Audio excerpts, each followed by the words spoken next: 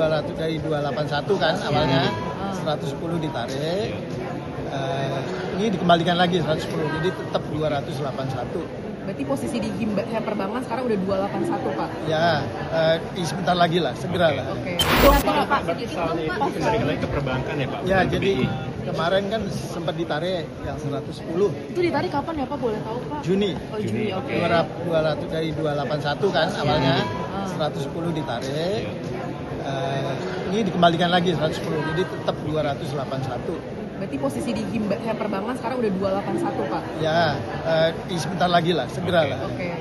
Nah, itu dijaga sampai dengan bulan Desember. Terus ada tambahan 100, in case masih diperlukan, jadi semacam standby lah gitu. Berarti Ya, bisa standby. sampai 381 ya Pak? Iya, Gitu. bisa. Kalau yang 100 itu berarti sekarang posisinya masih di BI berarti ya Pak, yang tambahan. Kalau Yang standby. standby. Ya, yang mana? Yang standby tadi? Iya, iya, iya. Oke.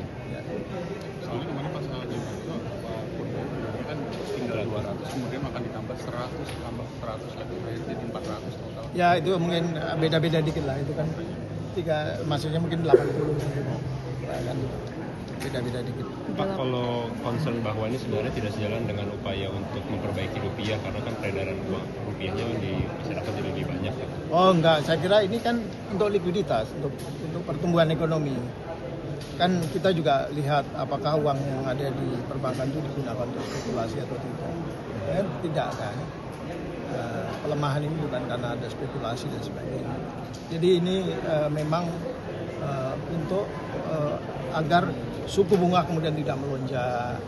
Perbankan juga punya likuiditas untuk menyalurkan kredit karena demand-nya ada. Permintaan kredit itu sebenarnya tinggi. Cuma kalau likuiditas terbatas kan tentu saja dampaknya adalah bank juga berhati-hati untuk menyalurkan kan gitu. Dalam arti pertumbuhannya tidak sesuai dengan yang mereka sudah komit gitu.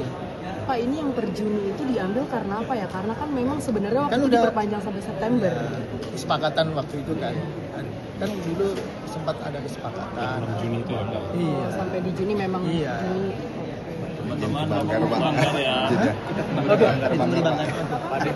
Duluan ya. Makasih ya. Posisi soal pemerintah saat ini berapa sih? Totalnya? Apa ya? Total sal. Secara total Pak semuanya. Ya di atas itulah masih Di atas ya. 500 Pak, Ya, 500. sekitar itu. 500 Ya. ya. Bangga dulu Bapak. LCC local transaction, LCC local currency transaction, di mana mereka bayar RMB, nanti biar mereka bank sentralnya melalui mekanisme untuk dengan bank sentral kita, saya langsung terima rupiah. Jadi kemudian kita hendak dolar akan semakin sedikit dan mengurangi dan rupiah. Kita langsung aja deh. Apa yang ngomong apa? Oh, jangan banyak-banyak capek. Baik, kita dulu ya. Kita Majinaka, saya ketemu Menteri Keuangan, Bank Sentralnya sama Kepala IAIB, Gubernur AIB, Presiden AIB, terus kemudian beberapa investor untuk promosi Pandabon. Jadi Pandabon itu tadinya mau dikeluarkan awal Juli, tapi rupanya minat mereka meningkat. Ada beberapa para manajer besar atau bank-bank besar sana yang pernah tahu, jadi mereka minta kita untuk mundur sedikit supaya mereka punya waktu untuk menunjukkan proposal mereka ke investment committee mereka. Oke, mereka proses lah. Berarti mereka bisa, jadi saya tunda sampai akhir Juli baru akan kita keluarkan supaya yang beli saja. Jadi kalau bisa nanti saya bisa serap sebanyak mungkin sesuai dengan rencana kita solusi dasar rencana kita. Jadi ini cukup besar, investornya suka sekali antusias pada waktu itu kalau pertumbuhan mereka, dan sepertinya mereka ingin besar. Ada yang besar-besar yang baru-baru.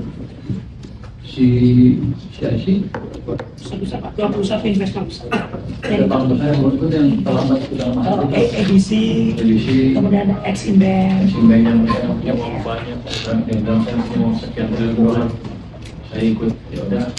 Mereka juga sebagai beberapa minta menjadi underwriter juga sudah bilang disuruh banyak lagi. Saya bilang next time saya akan tinggal mereka jadi underwriter sehingga yang jualan bola kita semakin banyak.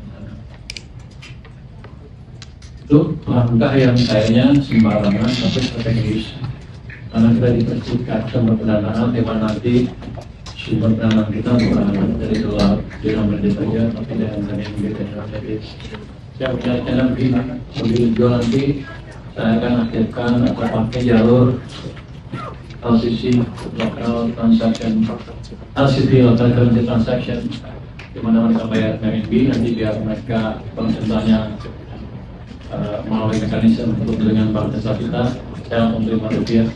Jadi kalau kita kendala dolar akan semakin sedikit dan akan mengurangi dengan rupiah. Tapi esensinya lebih besar daripada itu. Kalau LCT itu berjalan, sebetulnya secara de facto dengan cadangan kita dengan perjanjian dengan bank sentral kita kan sekitar 50 miliar dolar. Kalau itu bisa dipakai dengan betul dan cepat sehingga seolah-olah cadangan kita naik 50 miliar dolar walaupun secara di juri yang tak tercatat, tapi saya bisa bilang cadangan kita naik begitu. Ini kita bisa akses sama dengan gampang. Artinya pergantian antara dolar akan lebih bisa ditekan. Dia akan lebih stabil. Itu yang dari Cina apa lagi? Macam tanya Cina dulu. Iya, di Cina ada hasil investasinya sebesarnya selain Pandabon ada investasi dan nilainya berapa? Masih 17 miliar dolar. Bangunan itu proyek financing sebetulnya. Jadi sebenarnya kalau saya bilang seperti orang investasi ke sini, kita mulai investasi untuk proyek yang produktif, tapi bunganya lebih daripada investor biasa dan barangnya jadinya besar.